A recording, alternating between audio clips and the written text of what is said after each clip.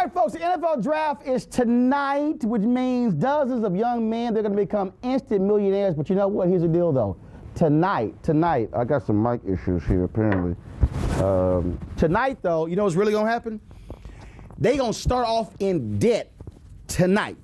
When you see them walk across that stage, they're going to be dripping in diamonds. They're going to be already driving Range Rovers and Benzs, and they haven't even signed a contract yet. My next guest, of course, former NFL player. His book is called New Money, Staying Rich, Phillip Buchanan. He knows exactly what I'm talking about when it comes to this whole issue. Phillip, that's the deal, bro. Seriously, people don't realize. Guys haven't signed a contract yet. Some of them have already got advances, buying houses, dripping in diamonds, buying the cars. They may walk across that stage and already be $250,000 or $500,000 in debt, ain't signed one contract. That's so normal because I was probably $1 million in debt before I my name was actually even called. Wow. Because again, you knew you were going to get drafted high, so you knew what projected I was going when it comes to making the money, and cats were already sitting here saying, hey, bruh, here it is. And all of a sudden, y'all get it because I get it all the time too. Hey, man, let me make all your suits. So all of a sudden, you was like, fine, make me 15 custom-made suits. You dropping $3,000 on a suit. Like it wasn't nothing. It's so strange. It's because when you get new money, which is my book is called New Money, Staying Rich, you start doing strange things. And when my name was flashed across the bottom of the screen, like when I first got drafted, that's when New Money was born. And it was so much chaos and everything started boiling around that time. You say chaos. The average person does not understand the hell you go through. There was a Dallas Cowboys player a couple of years ago who had to file a restraining order against his parents because he had so many family members who were beating him down for money. And I talk about it in my book, I talk about the adult abusers. They abuse your love and your trust to get money from you. You were shocked. You got drafted. Most exciting time of your life. And your mama hit you with something that caused you to go. Say what? What happened? When she told me it was so much going on, and I didn't really know how to really take it.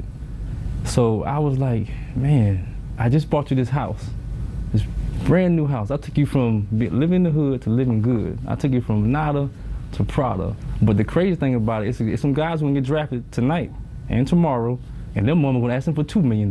Your mama asked you for $1 million. She said, I raised you. She asked you for a straight $1 million. For $1 million, just like that. And you were just sitting there going, okay, is this real? Did you think it was like some cameras around that were pranking you or something? It was, at first I thought it was a joke. I didn't really I thought she was just kind of just saying things, but she kept saying it. So she said it over a 2 period of time, over a 2-year period of time. And so after a while, I was like, man, she's very serious about this. She's very serious about her $1 million. Again, I mean, I know lots of athletes, and I've read lots of stories, and I don't think the average person really and truly understands the pressure that's there. You trying to focus on football. You're trying to focus on playing the game, and you're dealing with all of this outside stuff, and it makes it difficult sometimes to even play. Yeah, because it's a lot of elements between having friends, and you're dealing with financial molesters, you're dealing with brokers who are making you broker. It's a lot of stuff that's going on that we are not really experienced as far as like dealing with. How close were you to losing it all? When I was in Houston, my stop in Houston, I was injured a lot. I didn't like the way football was being played. I'm a Texans fan, native of Houston, I remember. Yeah, and so I was injured a lot. I didn't like the football, you know, the way they were coaching football, and then I got robbed. And around that time, around that 2005, 2006 year, that's when I realized, man, like I can really go broke. I can actually go broke because I was probably about, I spent so much money. I probably had about $400,000 in my bank account, and I had about 3 or 4 houses. So I owed a lot of money on these houses. So if my loans defaulted, I would have owed money. So I would have been right broke. So how do you come into the NFL with no debt and then you accumulate all this debt? Is because you don't understand how to spend your money. And let's also be honest, when you're in college, the NCAA does not allow for you to have financial advisors to be able to teach those things. I personally feel as if that this is an industry that takes advantage of these cats and they simply roll them through. And you're right, it's advisors, it's accountants, it's lawyers, it goes through in, out, how do you, this is the last question for me, how do you, though, get to the next guy coming in? Because the stories go on and on. We got a graphic, top bankrupt players, Deuce McAllister, $70 million, Terrell Owens, $80 million, got ripped off by financial advisors, Michael Vick, $130 million. The story, he's had to pay all these creditors back. He may not have much money, and he's on the downside of his career. But a lot of these cats, man, they don't even want to listen. They're like, I got it, I'm good. And it continues.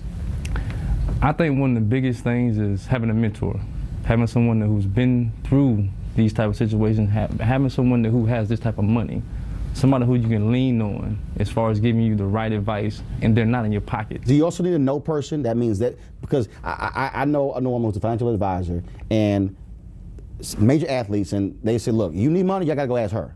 So she's the know person, and she's put the whole family on payment plans. This is how much you getting per month.